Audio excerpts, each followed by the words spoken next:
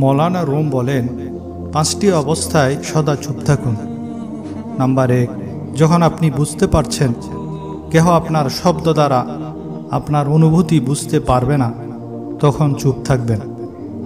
Number 2, যখন আপনি কি বলতে হবে তা জানেন না, যেটা বলবেন সেটার ব্যাপারে আপনার সন্দেহ হয়, তখনও চুপ থাকুন। নাম্বার 3, যখন কেহ অন্যের দুর্নাম করছে তখন তার সেই কথায় অংশগ্রহণের প্রয়োজন নাই, সেই সময় চুপ থাকুন।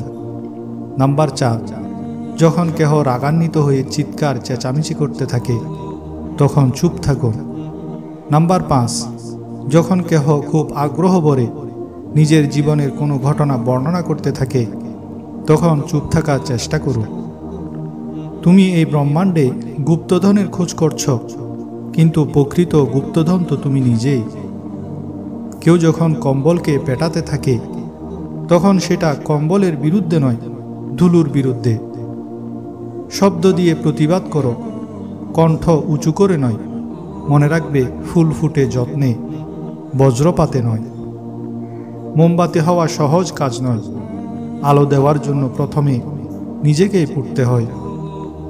সব কিছু জেনে ফেলাই জ্ঞান নয়।